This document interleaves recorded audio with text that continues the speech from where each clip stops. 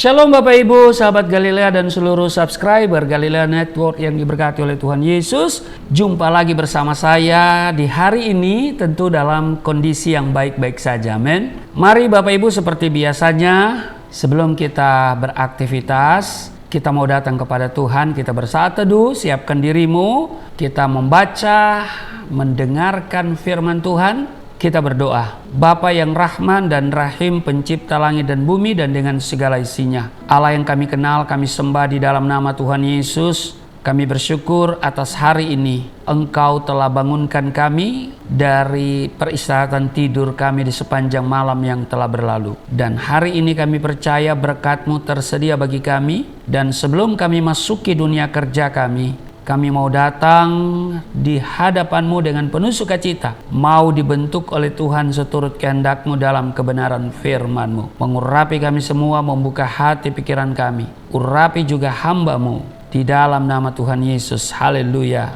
Amin. Bapak Ibu, kita membaca Mazmur pasal 17 ayat 1 sampai dengan ayatnya yang ke-15. Lembaga Alkitab Indonesia memberi judul Diburu dengan Tak Bersalah, Doa Daud. Dengarkanlah Tuhan perkara yang benar, perhatikanlah seruanku, berilah telinga akan doaku, dari bibir yang tidak menipu. Daripadamulah kiranya datang penghakiman, matamu kiranya melihat apa yang benar. Bila engkau menguji hatiku, memeriksanya pada waktu malam, dan menyelidiki aku, maka engkau tidak akan menemui sesuatu kejahatan. Mulutku tidak terlanjur tentang perbuatan manusia, sesuai dengan firman yang engkau ucapkan. Aku telah menjaga diriku terhadap jalan orang-orang yang melakukan kekerasan. Langkahku tetap mengikuti jejak-Mu, kakiku tidak goyah. Aku berseru kepadamu, karena engkau menjawab aku, ya Allah. Sendengkanlah telingamu kepadaku, dengarkanlah perkataanku.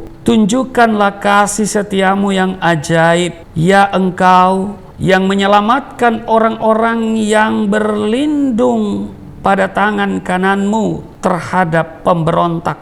Peliharalah aku seperti biji mata, sembunyikanlah aku dalam naungan sayap-Mu. Terhadap orang-orang fasik yang menggagahi aku, terhadap musuh nyawaku yang mengepung aku. Mereka tidak menunjukkan belas kasihan, mereka membual, mereka mengikuti langkah-langkahku. Mereka sekarang mengerumuni aku, mata mereka diarahkan untuk menghempaskan aku ke bumi. Rupa mereka seperti singa yang bernafsu untuk menerkam, seperti singa muda yang mengendap di tempat yang tersembunyi. Bangunlah Tuhan, hadapilah mereka, rebahkanlah mereka. Luputkanlah aku dengan pedang-Mu daripada orang fasik. Luputkanlah aku, ya Tuhan, dengan tangan-Mu dari orang-orang dunia ini yang bagiannya adalah dalam hidup ini.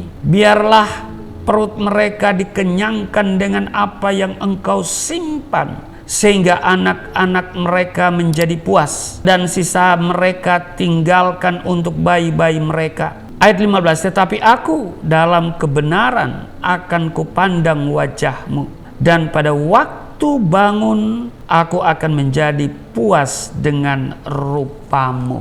Menarik bacaan kita hari ini, apalagi di ayatnya yang ke-8, dikatakan peliharalah aku seperti biji mata, sembunyikanlah aku dalam naungan sayap-Mu. Ini luar biasa, ya kan? Nah saudara, mata adalah bagian tubuh manusia yang sangat vital dan berharga. Betul? Alkitab menulis mata adalah pelita tubuh. Itu di Matius pasal 6 ayat 22 bagian A. Berbagai upaya dilakukan untuk menjaga dan melindungi mata dari segala macam gangguan. Apakah itu debu atau tangan jahil orang? Dan saya kira tidak satupun orang kita izinkan menyentuh mata kita. Kecuali dokter mata ya, haleluya. Atau mereka yang bergerak di bidang kesehatan mata. Kalau kita misalnya memeriksa mata untuk mendapatkan ukuran kacamata. Iya kan? Tetapi saya kira kita tidak memberikan kebebasan kepada orang lain untuk menyentuh mata kita selain petugas kesehatan mata atau dokter mata. Nah, jadi tidak terbayangkan bila kita disebut biji mata Tuhan. Itu luar biasa loh Bapak Ibu. Iya kan? Kita disebut biji mata Tuhan. Sudah barang tentu pasti kita ini orang yang sangat istimewa baginya dan diperlakukan secara khusus olehnya seperti tertulis di Sakaria pasal 2 ayat 8, siapa yang menjamah kamu berarti menjamah biji matanya. Nya di sini huruf besar ya. Jadi Tuhan. Tidak sembarang orang berani berkata kepada Tuhan agar memeliharanya seperti biji matanya apabila ia tidak memiliki hubungan karib dengan dia.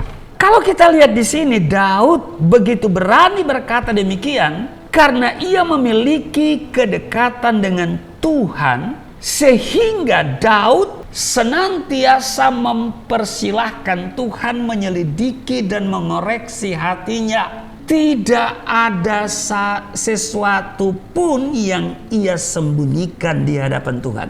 Daud menyadari bahwa setiap orang tubuhnya tidak ada yang tersembunyi bagi Tuhan. Amin. Karena itu dia berkata di Mazmur 139 di ayat 1 dikatakan untuk pemimpin biduan Mazmur Daud, Tuhan engkau menyelidiki dan mengenal aku. Di ayat 13 dikatakan sebab engkaulah yang membentuk buah pinggangku, menenun aku dalam kandungan ibuku. Di ayat 16 matamu melihat selagi aku bakal anak, dan dalam kitabmu semuanya tertulis hari-hari yang akan dibentuk sebelum ada satupun daripadanya. Bapak Ibu, ini luar biasa. Jadi kita lihat bahwa Daud tidak takut bila hatinya terus dikoreksi dan diselidiki Tuhan. Sehingga dia sendiri mengundang, dia sendiri berkata kepada Tuhan, dia sendiri mengundang Tuhan untuk melakukan seperti di Mazmur 139 ayat 23. Selidikilah aku ya Allah dan kenalah hatiku, ujilah aku dan kenalah pikiran-pikiranku. Bapak Ibu sahabat Galilea yang diberkati oleh Tuhan Yesus, kita harus menyadari bahwa mata Tuhan tidak dapat dikelabui. Betul? Dia dapat melihat keberadaan hidup kita sampai ke relung-relung hati kita yang paling dalam. Jadi jangan menyembunyikan sesuatu daripada Tuhan. Bila ada sesuatu yang tidak benar, berkatalah jujur kepada Tuhan. Berkata jujurlah kepada Roh Kudus. Maka dia akan memimpin kita ke jalan yang benar. Bila Roh Kudus memerintahkan kita untuk melakukan sesuatu, kita harus taat, taat. Namun untuk menjadi biji mata Tuhan, Bapak Ibu sahabat Galilea yang diberkati oleh Tuhan Yesus, kita harus memiliki kehidupan yang berkenan dan senantiasa menyenangkan hati Tuhan. Taat melakukan kehendak Tuhan itu adalah langkah untuk menjadi biji mata Tuhan. Selamat menjadi biji mata Tuhan, hidup dalam ketaatan, biarlah seluruh hidup kita menyenangkan hatinya. Hari ini berkat Tuhan pasti mengalir, dicurahkan dalam hidup setiap kita. Amin. Tuhan Yesus memberkati. Mari kita berdoa. Terima kasih Tuhan, Engkau pelihara kami seperti biji mata-Mu. Kau bertanggung jawab, dan setiap langkah kehidupan kami di hari ini adalah langkah mujizat dan langkah berkat. Terima kasih, inilah hidup kami mau menyenangkan Tuhan dalam seluruh tugas dan kerja kami. Di dalam nama Tuhan Yesus, amin.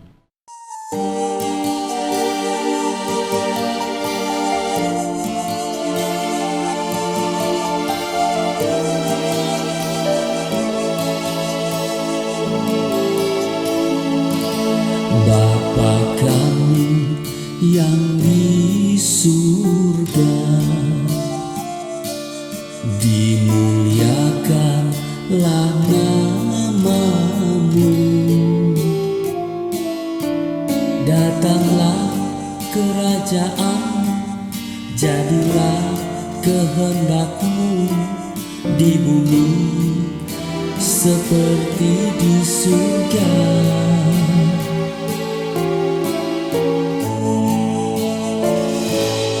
Berikanlah kepada kami makanan yang secukupnya.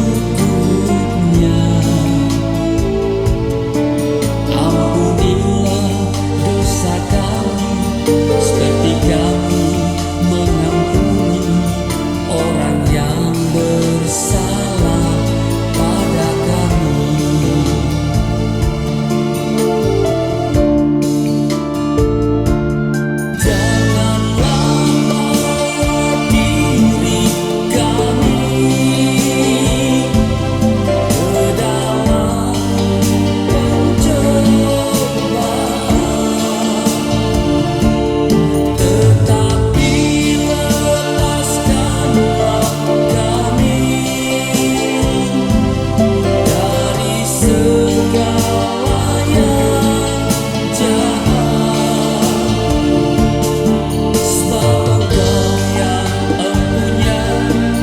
Kerajaan